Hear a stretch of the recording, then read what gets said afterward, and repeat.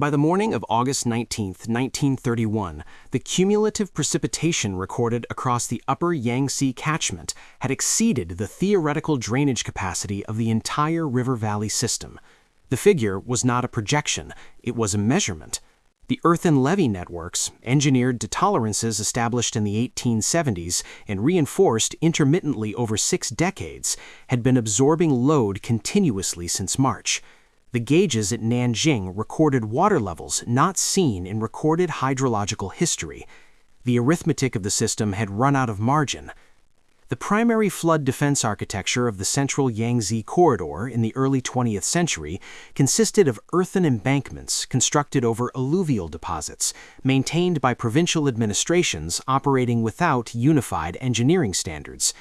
The Jingjiang levee system, protecting the floodplain between Yichang and the Dongting Lake outfall, had an established design capacity of approximately 60,000 cubic meters per second at the Yichang gauge station.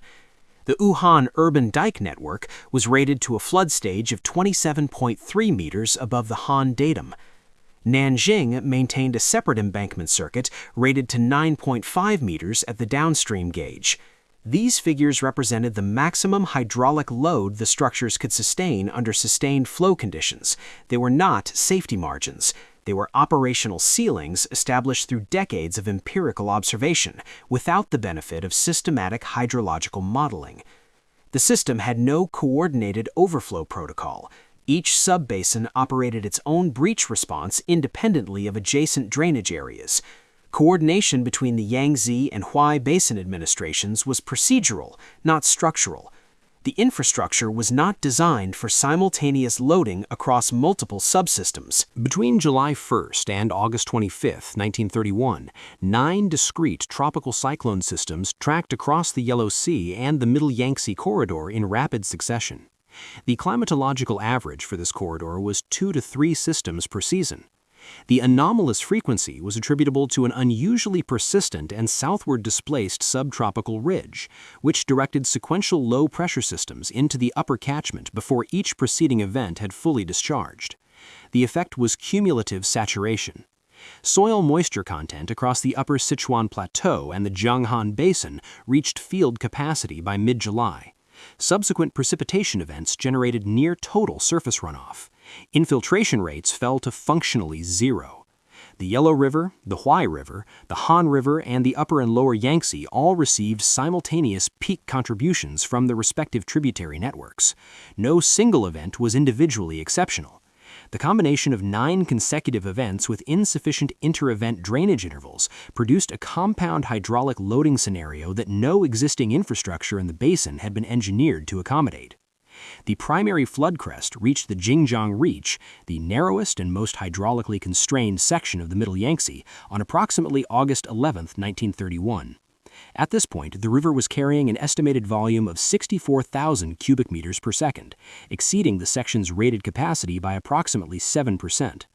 The overtopping of agricultural embankments along the southern Jingjiang shore began within 48 hours of crest arrival. These lower-grade structures, maintained by local farming cooperatives with no central engineering oversight, failed sequentially over a 72-hour period. The initial breaches were narrow and localized. Water entered the Jianghan Plain through multiple small gaps rather than a single catastrophic rupture. Inundation of the agricultural zone was therefore gradual but irreversible. As the plain filled, the hydraulic pressure differential between the river channel and the surrounding floodplain decreased. This reduction in differential did not relieve the load on the primary Wuhan urban levee circuit. It redistributed the stored water volume laterally, enlarging the inundated area while maintaining pressure on the primary defense perimeter. The inundation of the central Yangtze floodplain was not a transient event. Standing water was documented continuously from mid-August through early February of the following year, a duration of approximately 6 months. This extended contact period had direct structural consequences for the earthen levee network.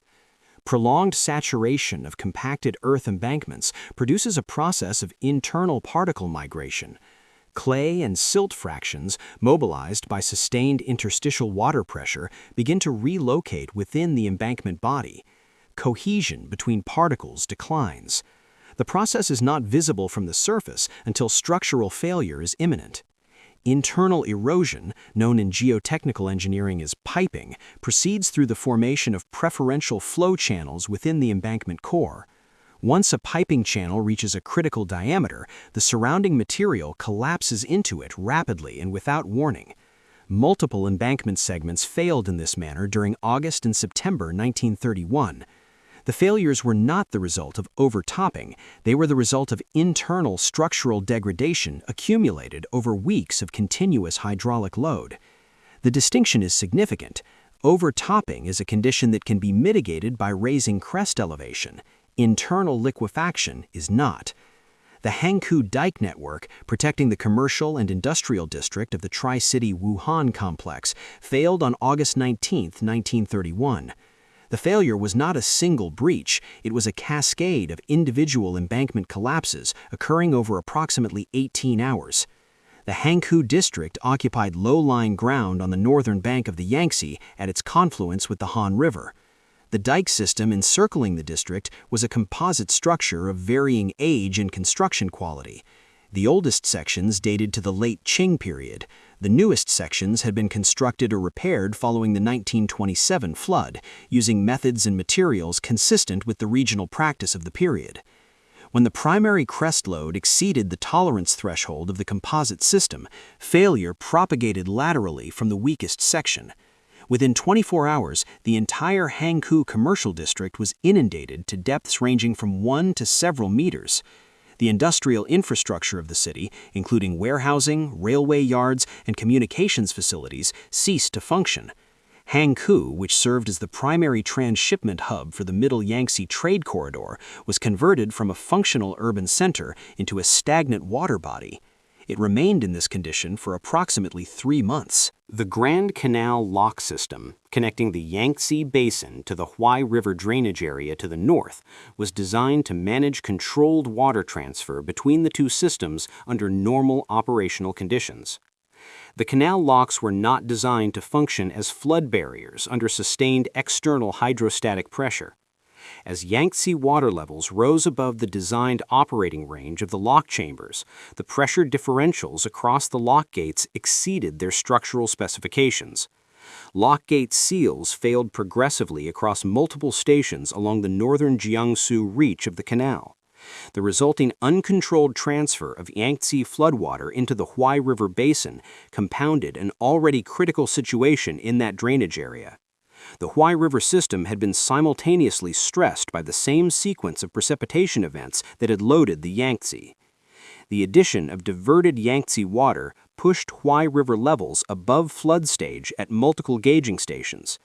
The inundated area of the combined Yangtze and Huai systems thereby increased significantly beyond the area that would have been affected by either event in isolation. The lock failure represents a structural coupling failure. The hydraulic independence of the two basin systems was eliminated by the collapse of the barrier that separated them. The Jinpu Railway, the primary north-south rail corridor connecting Tianjin to Nanjing via the coastal plain, and the Yuehan Railway, connecting Wuhan to Guangzhou through the central interior, were both rendered non-operational by August 25, 1931. The mechanism of failure differed between the two lines, but the operational outcome was identical. The Jinpu Railway traversed the Huai River floodplain through an embankment-supported corridor. As Huai River inundation extended laterally across the plain, the embankment foundation soils became saturated. Track subgrades softened below the load-bearing threshold for rail operations. Embankment sections settled unevenly. Track geometry deviated outside operational tolerances. The Yuehan Railway was affected by the collapse of multiple bridge abutments and approach embankments in the Hubei Basin. In both cases, the structures failed not from direct floodwater impact, but from sustained saturation of their earthen foundations, the same internal degradation mechanism documented in the levee failures. The simultaneous loss of both primary north-south rail corridors eliminated the primary logistics axis connecting North and Central China. No alternative land transport route existed with equivalent capacity. The rail system remained non-operational across key segments until the following spring. Standard civil infrastructure reconstruction procedures required dry ground and accessible foundations as preconditions for work commencement. These conditions did not exist across the primary inundated zone from August 1931 through February 1932. Foundation excavation for repair of collapsed embankments was not possible while the surrounding area remained inundated. Concrete pours for bridge abutments could not be executed underwater. Electrical substation equipment could not be reinstalled on saturated ground. Utility conduit trenching through waterlogged soils was not mechanically feasible with the equipment available to provincial reconstruction teams. The persistence of standing water therefore extended the outage duration of every category of infrastructure beyond the initial damage timeline. A levee that required 30 days of physical repair work required 150 days of total time to complete because the first 120 days could not begin. This multiplier applied uniformly across the reconstruction effort. The water had to recede before the work could start, and the water did not recede for 6 months. The total area of inundation documented across the Yangtze, Huai, and Yellow River basins during the 1931 event reached approximately 180,000 square kilometers, an area equivalent to the land surface of England.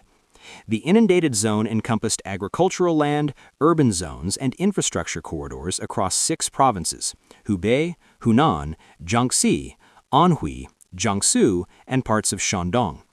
The hydraulic peak at the Yangtze gauge station was sustained above the critical threshold for approximately 47 consecutive days before declining below flood stage. During this period, the river system was unable to discharge water to the sea at a rate sufficient to reduce the upstream stored volume. Water entering the system from tributaries exceeded water exiting the system at the delta.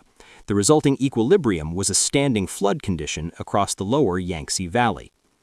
Estimated fatalities from direct drowning, subsequent famine, and waterborne disease range from 422,000 at the lowest documented figure to 4 million at the highest historical estimate. The most frequently cited central estimate is 3,700,000. The National Flood Relief Commission was established by the National Government of China in August 1931 in direct response to the scale of the disaster. The Commission was tasked with coordinating relief distribution, conducting damage assessment, and producing a documented record of the event and its causes. Its final audit documented total agricultural loss, the displacement of rural populations, and the categories of infrastructure failure across the affected provinces. It produced the first unified hydrological record of the event, drawn from data across multiple provincial gauging networks. In 1934, the national government established the Yangtze River Water Conservancy Commission, a centralized engineering authority responsible for coordinating flood defense infrastructure across the entire basin. The commission was tasked with standardizing levee construction specifications, establishing a unified gauging network, and developing basin-wide flood routing protocols. The 1931 event is recorded in the Commission's historical documentation as the primary hydraulic event that justified the consolidation of Basin Management Authority. It remains, by measured inundation area, one of the largest recorded flood events in the historical record of any river system globally.